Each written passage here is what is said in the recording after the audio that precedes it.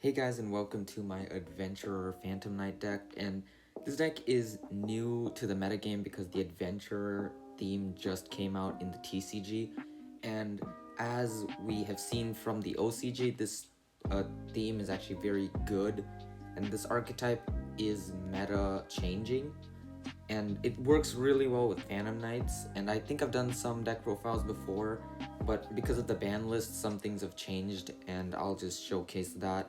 And there's also been some new techs with Artifact Scythe being used in this deck. So basically you just have a small Phantom Knight engine.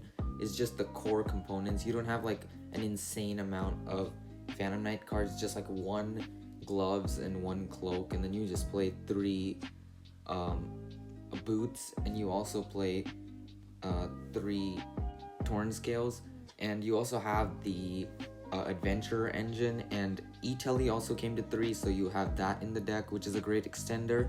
And you also have the Destiny Hero package, which the Fusion Destiny is at 2, and if you draw it, it's great, but if you don't, you can just use Verte.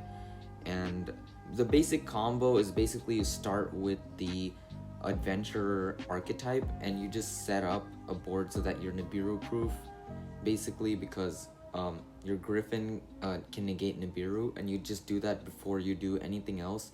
And if your opponent doesn't have Nibiru, you can just use it as an Omni negate on their turn, so that's another great thing about Griffin. And it's recurring, because you can just get it back the next turn, and then you can just keep going that way. So the Adventurer engine is really great. And with this deck, you can also make Scythe and Extra Lock. And in this combo, I showcase one of the ways you can do it.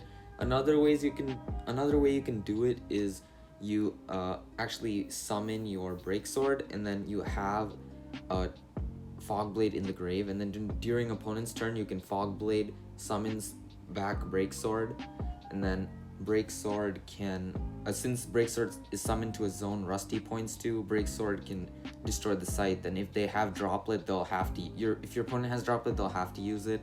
And then after that, you can just chain your Phoenix Enforcer to destroy Dagda and Scythe, and since Dagda was destroyed, it'll summon back Scythe from the graveyard, and Scythe will trigger again, so you can play through Droplet that way.